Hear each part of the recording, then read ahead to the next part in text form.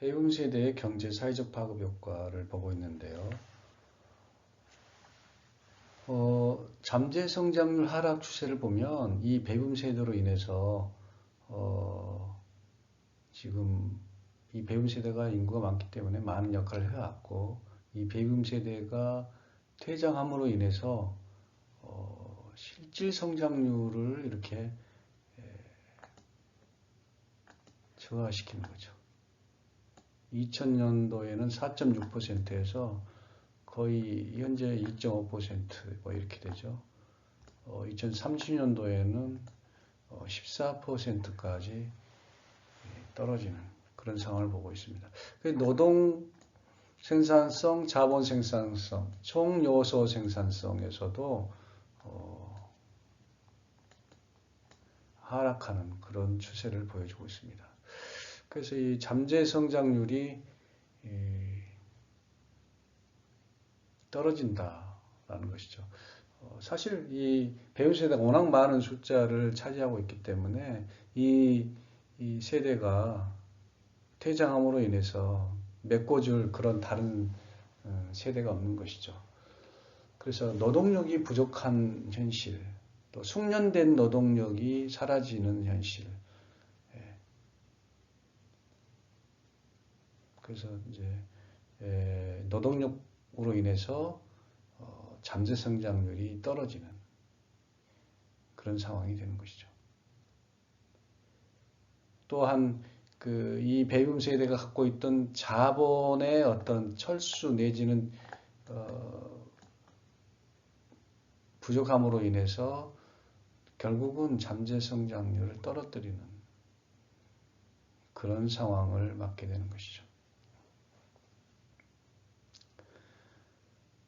이 그래프가 2017년도 한국은행에서 발표한 자료인데 여실히 나타내주고 있습니다. 이 시간에는 향후 대책에 대해서 알아보고 대응 방안에 대해서 잠깐 말씀드리도록 하겠습니다. 이 배움 세대가 퇴조함으로 인해서 정말 여러 가지 문제점을 내포하고 또 우리가 대책을 세워야 될 줄로 생각이 됩니다. 배움 세대가 노동시장에서 특히 많은 부분을 감당해 왔지 않습니까? 그래서 이 퇴조되는 만큼 어떻게 생산 가능 인구를 투입을 시킬 것인가라는 부분이죠. 그래서 어떤 학자들은 우리나라는 이민을 활성화시켜야 된다라는 얘기를 하는 학자들도 있죠. 그래서 사실 이제 동남아 그 인구가 상당히 많이 들어와 있죠. 산업연수생 같은 경우도 그 일환이죠. 3D 업종 같은 경우 특히 그 동남아 산업연수생이 많이 들어오고 있지 않습니까?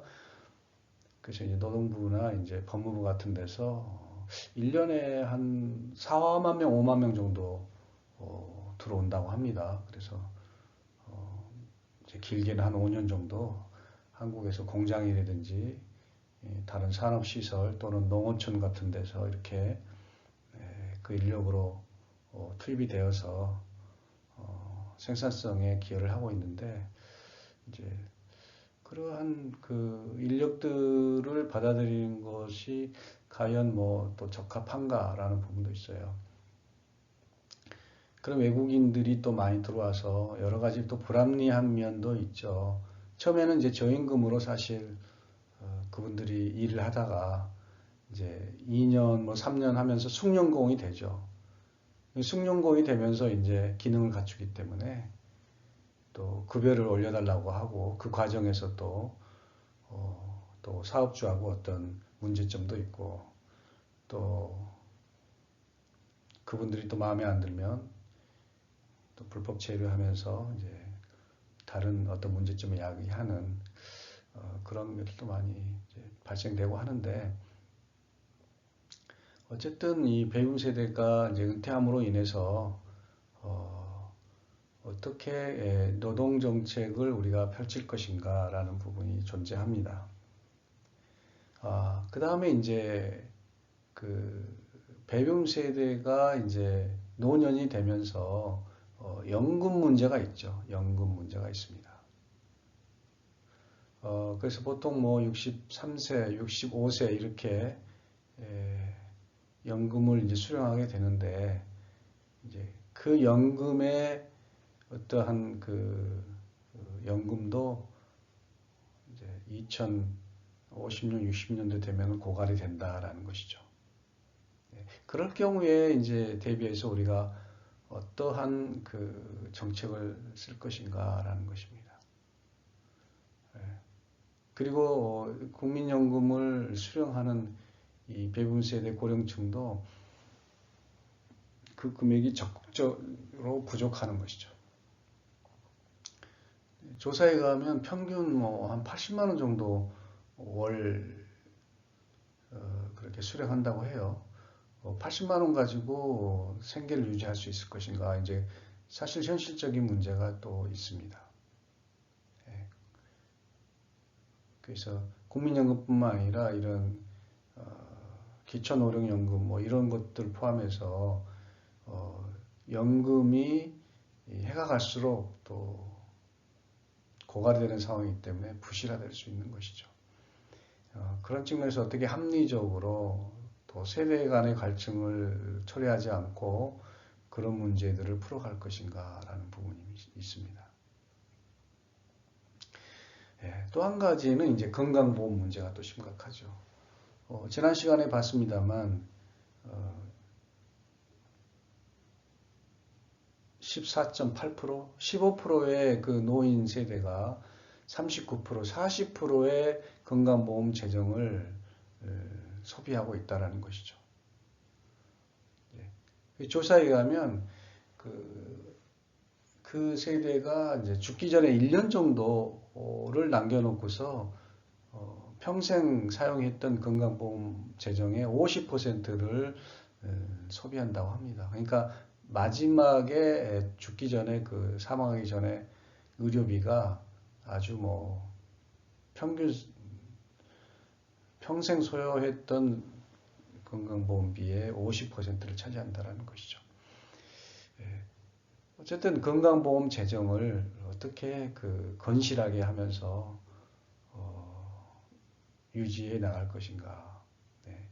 이 배움 세대가 아직 본격적으로 사실 그 노년의 시기에 들어와 있지 않는데 참 벌써부터 건강보험 걱정들을 많이 하고 있다는 것이죠.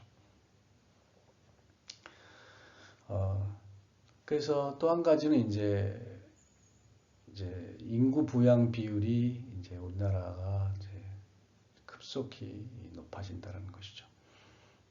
저출산 문제와 어울려서 부양비가 아주 치솟는다는 것이죠. 그래서 이제 그런 부분 상당 부분이 국가 재정으로서 이제 충당이 되고 할 텐데 이제 어떻게 할 수 있나라는 것이죠. 그런 과정에서 출산율을 어떻게 높일 것인가. 사실 출산율을 높이면 이 인구 부양 비율이 낮아질 수 있거든요. 지금 가임 여성 1인당 뭐 한 명을 낳지 않고 0.9명 뭐 이렇게 출산율이 되지 않습니까? 이제 이런 상황에서 어떻게 우리가 또 출산율을 높일 수 있을까? 출산율과 사실 노인 문제하고는 밀접한 관련이 있습니다. 그렇지 않습니까? 출산율이 많고 사실 경제적으로 또 뭐 국가 재정이 넉넉하다면은 노인 문제에 그렇게 뭐 많이 걱정하지 않아도 될 거예요. 연금 문제, 또 건강보험 문제 이런 문제 말이죠. 또 재정이 튼튼하다고 했을 때 노후에 어떤 경제적인 뭐 기초노령연금도 더 많이 늘릴 수도 있겠고요. 그런 의미에서 이 출산율하고 노인 문제하고는 밀접하게 연관이 되어 있다라는 것입니다. 그래서 이제 1차적으로는 이제 어떤 국가에서 경제 정책, 노동정책, 또 사회보험 정책을 잘 준비하고 또 거기에 이 베이비 세대가 또 잘 이해할 수 있는 그러한 정책 구조가 마련되지 않나 싶고요. 그 다음에 두 번째로는 이제 베이비 세대 본인들이 이 노령화 시대에 있어서 어떻게 자립 능력을 갖추고 또 준비를 해야 되나라는 것이죠. 어쨌든 이 베이비 세대 안에서도 소득 격차, 이 양극화 문제가 있습니다. 베이비 세대 안에서도 빈부 격차가 있다는 거죠. 그래서 빈곤율이 발생을 하죠. 베이비 세대 안에서도. 그런 측면에서 이제 빈곤율이라고 했을 때는 남성과 여성, 특히 여성의 빈곤율이 높습니다. 우리나라 같은 경우는. 빈곤율이 높은 이유는 이제 여성이 장수하고 오래 살고 오래 사는 이유가 첫 번째 이유가 되겠습니다만은 그보다 더 먼저 중요한 것은 이 세대들의 여성들이 어떤 경제적인 활동을 하지 못했다는 것이죠. 이 사회로 나온 경제 활동으로 나온 시대가 얼마 되지 않았잖아요. 지금 뭐 기껏 해봐야 5년, 10년 안 됐을 거요. 그동안에는 가정에서 머물렀었다고 보면 그래서 여성들의 이 빈곤율이 경제적인 문제가 상당히 심각합니다. 더 높습니다, 사실. 빈곤율로 따졌을 때 얘기를 하자면 우리나라 같은 경우는 여성의 빈곤율이 굉장히 높죠. 그래서 이 배금 세대에서의 노년의 문제라고 했을 때 어쨌든 국가에서 다 해결해 줄 수 없는 그런 부분이 있다고 봤을 때 배금 세대 각자가 어느 정도는 노력을 해서 다방면으로 또 준비를 해야 되지 않겠나 그런 생각을 또 합니다. 그럼으로써 어떤 그 국가에서 이렇게 해준 부분들을 감안하여서 개인들의 노력으로 말미암아 또 건강한 노후를 보낼 수 있는 그런 상황이 이제 돼야 되는데 각자의 노력이 굉장히 필요하죠. 그래서 1차적으로는 이제 국가에서 이런 공적연금 부분을 굉장히 건전화시키는 그런 노력들이 필요하고 2차적으로는 이제 배분 세대 각자가 굉장히 그 헌신적인 노력이 필요하겠다 하는 생각을 해봅니다. 그래서 이제 이 배분 세대가 과연 그러면은 이 경제적인 부분을 해결하기 위해서 몇 살까지 더 노력을 하고 또 경제활동에 참여해야 되는가라는 것입니다. 제가 질문을 드리겠습니다. 여러분들은 몇 살까지 일을 하고 싶으십니까? 요즘에 그런 질문을 하면 뭐 그래도 뭐 힘 닿는 데까지 한번 해보지요. 뭐 지금 같으면 한 70세까지는 할 수 있을 것 같습니다. 뭐 이렇게 얘기하시는 분들이 꽤 있더라고요. 예. 그런데 이제 참 불행하게도 생계형으로 말이죠. 생계형으로 70에서 75세까지 아니면 80세까지 일을 한다 그러면 참 그거 너무 참 슬픈 일이죠. 예. 경제적인 여력이 따라오지 않아서 몸이 아파도 일을 해야 된다라는 현실이 된다고 했을 때 참 뭐 생각하기도 싫은데 말이죠. 참 그러한 상황, 그러한 생활이 되지 않았으면 좋겠습니다. 그래서 우리가 어떻게 오랫동안 또 우리가 경제생활하고 행복하게 살 수 있을까라는 부분이 우리의 고민과 숙제인데 더더군다나 이 베이비붐 세대는 또 인구가 많고 그렇기 때문에 더 국가재정의 입장에서 보면 그런 부분을 충당하고 또 채워나가는 게 굉장히 어려운 문제라는 것이죠. 사실 그 우리나라 같은 경우는 뭐 65세 이렇게 뭐 63세, 65세 연금을 받는 그런 지금 현 시점이지만 뭐 일본 같은 경우는 지금 노령화가 심각해가지고 말이죠. 일본은 거의 뭐 초고령 사회 아닙니까? 거기는 지금 노인의 연령을 말이죠. 연금 타는 연령을 얘기하겠죠. 70세로 하겠다. 지금 아베 정부가 지금 그렇게 얘기를 하고 있는 것 같습니다. 예. 그런 측면에서 우리나라도 사실 일본을 따라가는 상황인데 이 문제를 우리가 어떻게 극복할 수 있을까 하는 생각을 해봅니다. 그래서 이제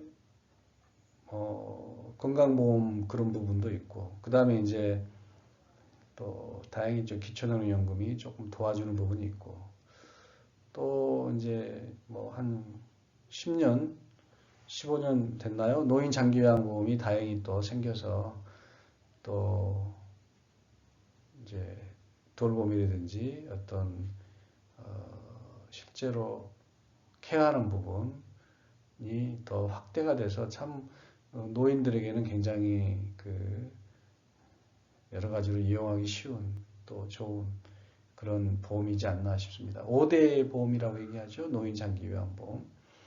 그래서 이제 이런 노인 장기 요양보험을 통해서 이제 뭐 가정에서의 노인 돌봄 또 어떤 주간보호센터 또 요양원 뭐 이런 부분까지 이 노인 장기 요양보험에서 또 감당을 해서 노후에 어떤 경제적으로 또 여러 가지 심리 정서적으로 어려운 어르신들에게 어떤 좋은 그런 제도가 되지 않나 싶습니다. 그래서 노인 장기 요양보험을 통해서 뭐 약 한 40만 명 이상 지금 이용하고 있는 걸로 알고 있는데요. 우리 베이비 세대에게도 참 좋은 그런 제도이지 않겠나 싶습니다. 이 베이비 세대가 어떻게 또 이제 노년의 시대에 성공적으로 생활을 하며 또 마지막 여생을 보낼 것인가라는 부분입니다. 그래서 조금 전에는 이제 어떤 국가 정책적인 면, 그 다음에 개인적인 면 이렇게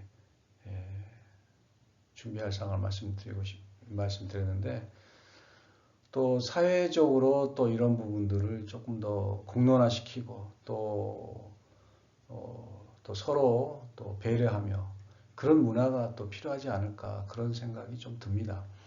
그래서 이제 요즘에 같은 경우는 이제 지역 커뮤니티라고 하죠. 이제 지역에서 노인들을 또 돌보는 그런 지역 복지 또 노인들끼리 또 이렇게 협력해서 살아가는 그런 노노 케어.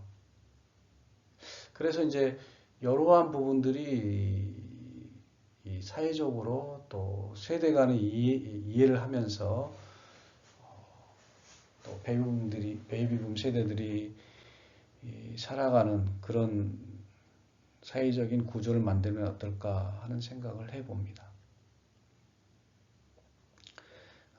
그래서 이 청년들과 또 장년들, 노년들이 어울려서 사는 그런 지역 공동체가 또 되면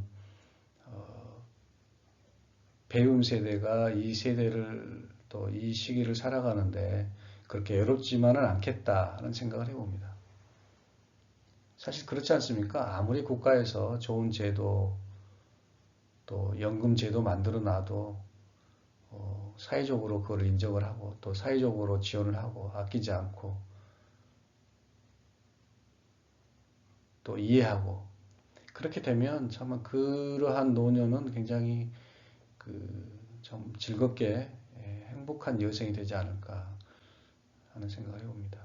사실 우리나라가 예전에는 뭐 동방예의지국이고 또 연세 드신 노인들을 굉장히 우대하는 그런 분위기였지 않습니까? 그래서 최근에는 사실 이런 부분들이 많이 퇴색되는 그런 상황들이 있는데 조금 더 사회적으로 또 세대 간에 조금 이해의 폭을 넓혀서 노인들이 정말 살기 좋은 나라, 행복한 나라가 됐으면 좋겠다 하는 생각을 해봅니다. 그래서 이 배움 세대 이 저출산 문제를 극복하기 위해서는 정책적인 노력 또 배움 세대 어떤 당사자들에 대한 자세 또 준비 어떤 자립할 수 있는 능력 그런 것들이 우선 좀 필요하지 않을까 싶기도 하고요. 또 세 번째로 언급했던 사회적으로 어떤 이해할 수 있는 폭을 넓히고 또 서로 또 우대하고 또 책임을 나눌 수 있는 그런 배려하는 자세, 그런 배려하는 문화 그런 것들이 필요하지 않을까 싶습니다. 그래서 정말 배움 세대 혼자만이 감당하는 그런 그 노인의 시절이 아니라 정말 사회 전체적으로 이해하고 또 극복할 수 있는 그러한 성숙한 우리나라가 됐으면 좋겠다는 생각을 해봅니다. 오늘은 저출산과 배움 세대에 대해서 이렇게 잠깐 살펴보았습니다. 사실 저출산에 대해서는 우리가 뭐 노인복지를 다루고 있기 때문에 그렇게 뭐 깊숙이 이렇게 생각하고 뭐 다루지는 않습니다만 저출산의 문제가 이 노인의 문제하고 직결되는 문제고 해서 우리 사회복지 차원에서는 조금 더 관심을 갖고 또 깊숙하게 또 논의돼야 되지 않나 하는 생각도 해봅니다. 저출산의 문제가 사실 모든 문제의 시작이지 않겠습니까? 저는 그렇게 생각이 됩니다. 저출산의 문제가 뭐 너무 복합적이죠, 사실은. 뭐 여성들만의 잘못도 아니고 사회 구조적인 문제로 인해서 이제 그런 상황이 되기 때문에 저출산의 문제가 조금 더 우리가 심각하게 생각해야 되고 또 그런 부분에 있어서 사회복지 공부하는 입장에서 어떻게 극복할 수 있을까 이제 이런 점도 고민했으면 좋겠고요. 배움 세대들이 이제 노년의 시대가 된다면 이러저러한 문제점을 극복하고 어떻게 행복하게 또 지낼 수 있을까 또 하는 생각을 하게 됩니다.